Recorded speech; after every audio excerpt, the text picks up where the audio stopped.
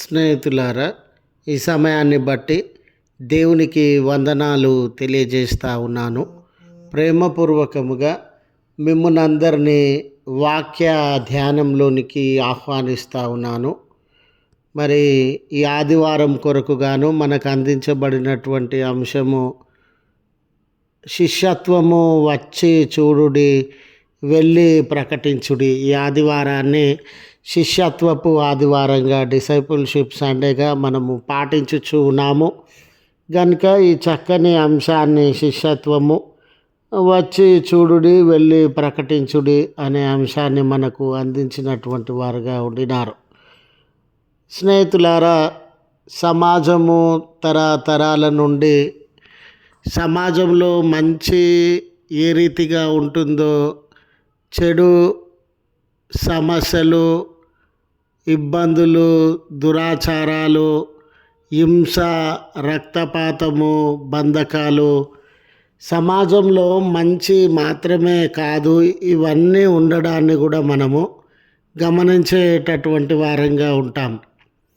ఇలాంటి తరుణంలో ఇన్ని రకములైనటువంటి సమస్యలు, భారముల మధ్య సమాజము, ప్రజలు నలిగిపోతూ ఉన్న సందర్భంలో వీటన్నిటిలో నుండి సమాజాన్ని ఉద్ధరించి సంక్షేమంలోనికి నడిపించడానికి దేవుడు తన ప్రజలను, శ్రద్ధ కలిగినటువంటి వారిని, నీతి న్యాయముల కొరకు ప్రాకులాడేటటువంటి వారిని నియమించి సమాజ సంక్షేమం కొరకు పాటుపడే దేవుడుగా ఉండినాడు. ఇలాంటి సందర్భంలో స్నేహితులారా, మరి ఎక్కడ ఈ మంచి వారికి, ఎక్కడ ఈ విలువలు వారికి, ఎక్కడ ఈ ధైర్యం వారికి, ఎక్కడ ఈ బాధ్యత వారికి నేర్పబడుతూ ఉంది అని అంటే గురువుగారి దగ్గర. పూర్వకాలంలో భారతదేశంలో గురుకులాలు ఉండేటటువంటివండి.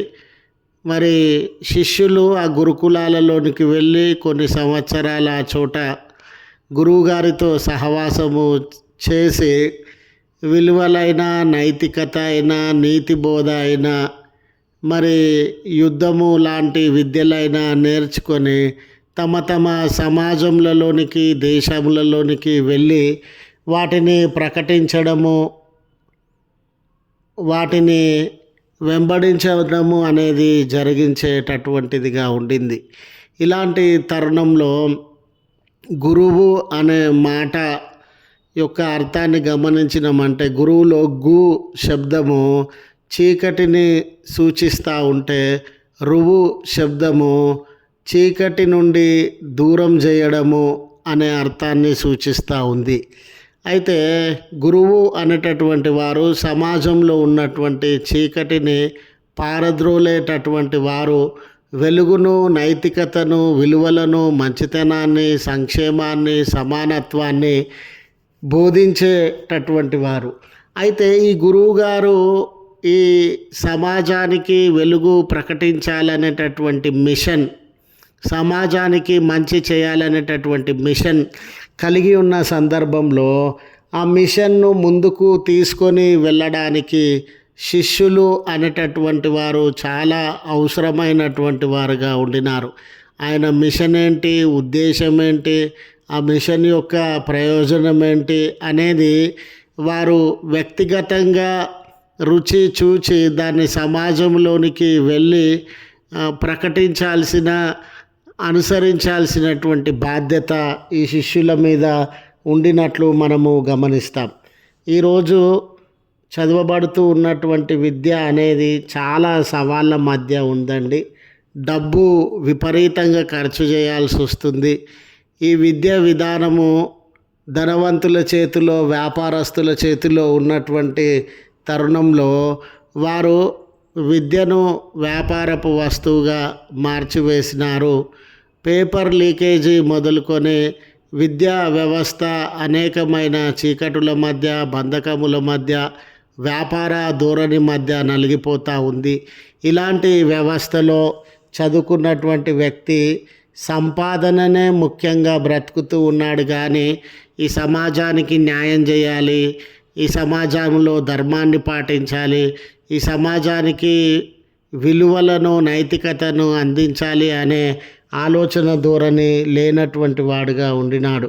అంత మాత్రమే కాదు, నేటి సమాజంలో ప్రజలు దుఃఖంలో ఉన్నారు, ఒంటరితనంలో ఉన్నారు, కన్నీళ్ళ మధ్య ఉన్నారు, నిరుద్యోగులుగా ఉన్నారు, ఆకలి దప్పికలు, అవమానాలు, నిందలు, దెబ్బలు, దాడులు ఇవన్నీ అనుభవించేటటువంటి వారుగా ఉన్నారు. ఇలాంటి తరుణంలో ఈ లోక సంబంధమైనటువంటి విద్య వాళ్ళకి ఏ రకమైన మేలు చేస్తుంది అనే విషయాన్ని ప్రక్కన పెడితే, దేవుడు గురువుగా, ప్రభులవారు గురువుగా ఉండి మనలనందరినీ ఆయన శిష్యులుగా నియమించినటువంటి వాడుగా ఉండినాడు. ఈ తరుణంలో ఆయన సమాజాన్ని బాగు చేయడానికి, మేలు జరిగించడానికి, నీతిని స్థాపించడానికి, బలహీనులను బలపరచడానికి మనలను శిష్యులుగా ఏర్పరచుకొని ఆయన మిషన్ని ఈ లోకంలోనికి వెళ్ళి ప్రకటించాలి అనే ఆలోచన కలిగినటువంటి వాడుగా ఉన్నాడు. అలాంటి తరుణంలో ఈ అంశము శిష్యత్వము వచ్చి చూడుడి, వెళ్ళి ప్రకటించుడి అనే మాట మనకు తెలియజేయబడతా ఉంది, అందించబడతా ఉంది. వచ్చి చూడుడి, come and see to understand the mission of God. వచ్చి చూడాలి. ఎందుకు చూడాలని అంటే, దేవుని మిషన్ ఏమై ఉన్నది అనేది, ఆయన ఉద్దేశము కార్యం ఏమై ఉన్నది అని మనం గ్రహించాలనంటే, ఆయన యుద్ధకు వెళ్ళే వారంగా, ఆయనతో సమయాన్ని గడిపేటటువంటి వారంగా, ఆయన ప్రసన్నతను అనుభవించేటటువంటి వారంగా ఉండాలి. శిష్యత్వము, క్రైస్తవ్యము, ఇప్పుడు చాలామంది క్రైస్తవులు ఉండినారండి. వాళ్ళందరూ యేసు ప్రభు శిష్యులని మనము చెప్పజాలము. క్రైస్తవులంటే దేవాలయానికి వెళ్ళి కానుకలను సమర్పించి ప్రత్యేక ప్రార్థనలు, ఉపవాసాలు, పండుగలు, ఆచారాలు, పద్ధతులు ఇవన్నీ పాటిస్తే క్రైస్తవ్యానికి లేక క్రైస్తవుడు అనే మాటకి సరిపోతుందేమో కానీ, శిష్యుడు అనే మాట క్రైస్తవుడు అనేటటువంటి మాట కంటే చాలా లోతైనటువంటి మాట.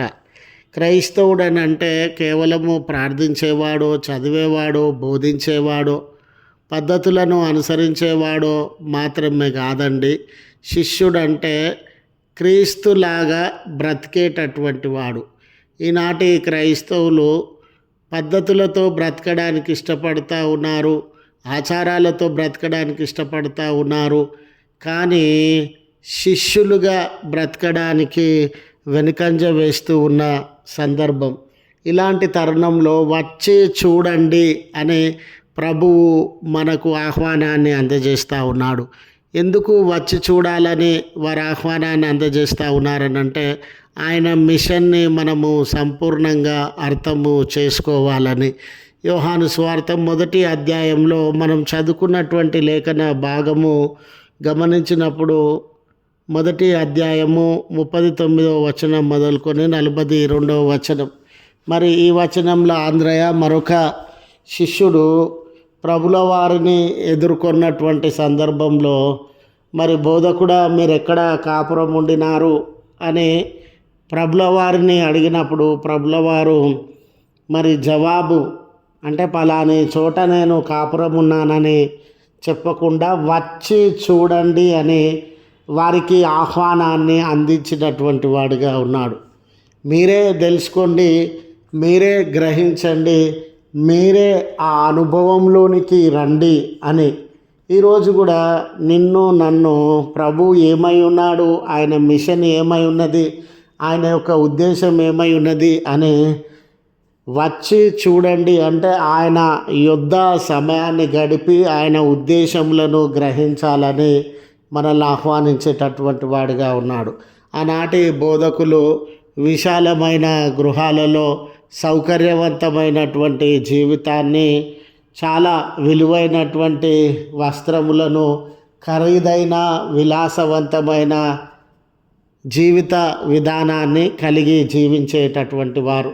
ఆంద్రయ మరొక శిష్యుడు ప్రభులవారు నివాసం ఉంటూ ఉన్న స్థలానికి వెళ్ళి చూసినప్పుడు మిగతా బోధకుల దగ్గర ఉన్నటువంటి సంపద, మిగతా బోధకుల దగ్గర ఉన్నటువంటి ధనధాన్యములు, మిగతా బోధకుల దగ్గర ఉన్నటువంటి వస్తు ప్రపంచము, సుఖభోగములు ప్రభుల వారి దగ్గర లేవండి.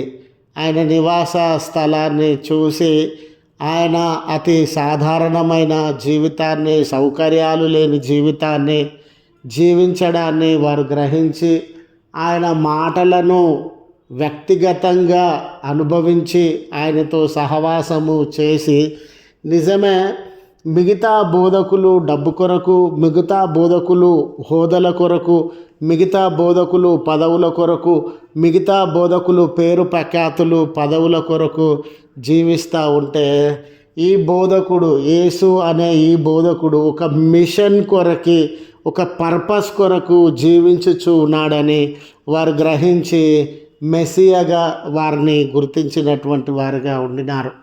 స్నేహితులారా, వాళ్ళు ఆయన యుద్ధకు వెళ్ళి ఆయనతో సమయాన్ని గడిపి ఆ పర్సనల్ రిలేషన్షిప్ ఎప్పుడైతే అభివృద్ధి చెందిందో, ఆయన ఈ లోక రక్షకుడని, అందరి రక్షకుడని, అందరినీ విమోచించగలడని, అందరినీ ఆదరించగలడని, నలిగిపోతూ ఉన్న సమాజానికి, కొరతలో ఉన్న సమాజానికి, వేదన పొందుతున్న సమాజానికి, దాడులు జరపబడుతూ ఉన్న సమాజంలో, దుఃఖంతో నింపబడిన సమాజంలో, బంధకాలతో నింపబడిన సమాజంలో ఈయన మిషన్, ఈయన అవసరము, ఈయన మిషన్ అవసరము, ఈయన బోధలు అవసరము, ఈయన అందించేటటువంటి రక్షణ అవసరమని వారు గ్రహించగలిగినారు.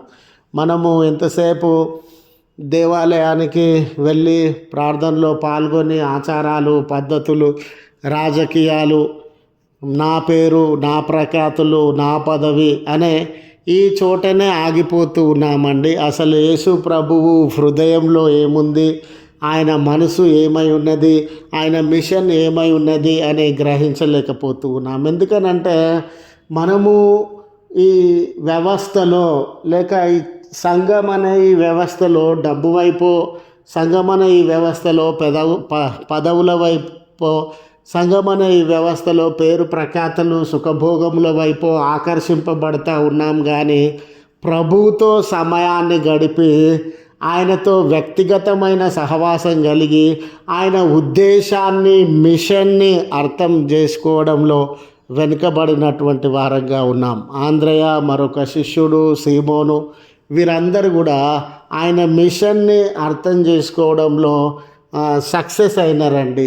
ఆయన మిషన్ని అర్థం చేసుకున్నప్పుడు వాళ్ళకి ఎలాంటి బాధ్యత అనుభవించగలిగినారనంటే, మేము సమాజంలోనికి వెళ్ళాలి, ఈ మిషన్ని నెరవేర్చాలి అనే సమర్పణ జీవితము వారి హృదయాలలో కలిగింది. వారు మార్పులోనికి వచ్చినారండి. సీమోను పేతురుగా మార్చబడినాడు. ఎందుకొరకు? మిషన్ కొరకు, పదవి కొరకు కాదు ఇక్కడ, డబ్బు కొరకు కాదు ఇక్కడ, సుఖభోగముల కొరకు కాదు ఇక్కడ, సౌకర్యాల కొరకు కాదు ఇక్కడ, ఆయన మిషన్ కొరకు మారిపోయిండండి సీమోను పేతురుగా. మరి ఏం చేయాలా వీళ్ళు ఆయన మిషన్ అర్థం చేసుకొని అంటే, వెళ్ళి ప్రకటించండి అన్నారు కదా. మరి వెళ్ళాలి సమాజంలోనికి. ఎందుకు వెళ్ళాలి సమాజంలోనికి అని అంటే, నిరీక్షణను ప్రజలలో కలుగజేయడానికి.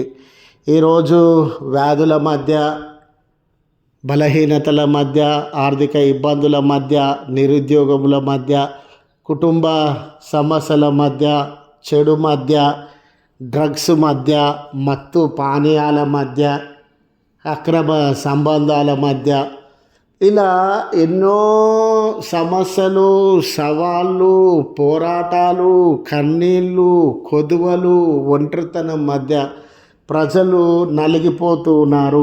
వారి జీవితాలు మారుతాయని, వారు మంచి స్థితిలోనికి రాగలరని, వాళ్ళకి విమోచన ఉందని, కన్నీళ్ళు తుడవబడతాయని, బతుకులు పునరుద్ధరించబడతాయని నిరీక్షణను కలుగజేయడానికి మనము వెళ్ళేటటువంటి వారంగా ఉండాలి.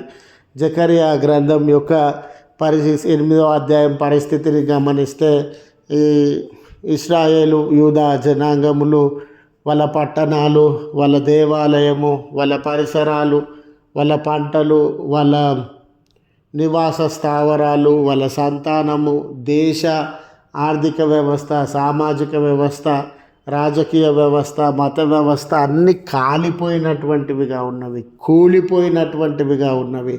వారు పతనమైపోయి దిక్కులేక బిక్కుబిక్కుమంటూ ఏడ్చే పరిస్థితుల మధ్య ఉన్నారు. అలాంటి సందర్భంలో మిమ్మల్ని దేవుడు దర్శించబోతా ఉన్నాడు. మీ జీవితంలో నాయన పునరుద్ధరించబోతా ఉన్నాడు. మీరు దేవుని వైపు తిరగండి, శాంతిని ప్రేమించండి, ఒకరి ఎడల ఒకరు ప్రేమ కలిగి ఉండండి. మీ సమాజము మారి ఈ లక్షణాలు మీలో కనబడితే దేవుడు మిమ్మల్ని దర్శించి పునరుద్ధరిస్తాడు అనే నిరీక్షణ వారికి ప్రకటింపబడతా ఉంది. ఈరోజు కూడా చాలామంది చాలా సమస్యలలో ఉన్నారండి. వాళ్ళకి నిరీక్షణ మనము ప్రకటించాలి. రెండవ విషయము ఏంటనంటే పాప బంధకముల నుండి విమోచన. మీరు చూడండి, మనల్ని దేవుడు పంపడంలో ఉన్న ముఖ్య ఉద్దేశము ఈరోజు మానవుని వాస్తవిక స్థితి ఏమిటంటే, పాపి అంటే నాలో ఏ పాపం ఉందండి, నేను మంచివాడినేనండి అని తను ఎంత పతనమైన స్థితిలో ఉన్నాడో మానవుడు గ్రహించలేకపోతా ఉన్నాడు. తనకి రక్షణ అవసరం అనేది గ్రహించలేకపోతా ఉన్నాడు. తను ఎన్నిక చేసుకున్నటువంటి మార్గమే సరి అయినదని, తన మాటనే సరి అయినదని, తన ప్రవర్తనే సరి అయినదని ఒక రకమైన ఈగోయిజాన్ని అనుభవించేటటువంటి వాడిగా ఉన్నాడు. ఇలా ఆధ్యాత్మికంగా పతనమై కనీసము తను చేసేటటువంటి క్రియలు, మాటలు, జీవిత విధానము తప్పు అని గ్రహించలేని స్థితిలో ఉన్నాడు. అలాంటి తరుణంలో మీరు వెళ్ళి ప్రకటించండి అని, ఏం ప్రకటించాలా? వారికి విమోచనను ప్రకటించాలా? ఏం ప్రకటించాలా? పాప బంధకములలో నుండి రక్షణ అవసరమని, ఆ రక్షణను అనుభవించినప్పుడే మనం నిత్య జీవాన్ని పొందుతాము అనే విషయాన్ని వారికి ప్రకటించాలని దేవుడు మనల్ని పంపేటటువంటి వాడుగా ఉండినాడు. మనము పంపబడి దేవుని వాక్యంను ప్రకటించినప్పుడు వినేటటువంటి వారు ఉంటారండి. వేల మంది వింటూ ఉండవచ్చు, కొంతమందే ప్రతిస్పందిస్తూ ఉండవచ్చు, వందల మంది వింటూ ఉండవచ్చు, కొంతమంది ప్రతిస్పందించేటటువంటి వారుగా ఉండవచ్చు. ఎవరైతే దానిని మనస్ఫూర్తిగా వింటారో వారిలో విశ్వాసం కలుగుతుందండి. విశ్వాసం కలిగినటువంటి వారు యేసు ప్రభు రక్షకుడని అంగీకరించగలుగుతారు. ఆయన రక్షకుడని ఎప్పుడైతే వారి నోటితో అంగీకరిస్తారో వారి జీవితంలో ఈ పాప, శాప, నరక బంధకముల నుండి విమోచనను అనుభవిస్తారు. ఈ ఉద్దేశం కొరకే మనము శిష్యులముగా ఆయనతో సహవాసం చేసి ఆయనలాగా బ్రతుకుచు వెళ్ళి ఈ లోకానికి నిరీక్షణను, క్షమాపణను, రక్షణను ప్రకటించాలని మనవి చేస్తూ ఈ మాటలను ముగిస్తా ఉన్నాను. త్రియేక దేవుని దివ్యమైన సన్నిధి మనకు తోడై ఉండి నడిపించునుగాక. ఆమెన్.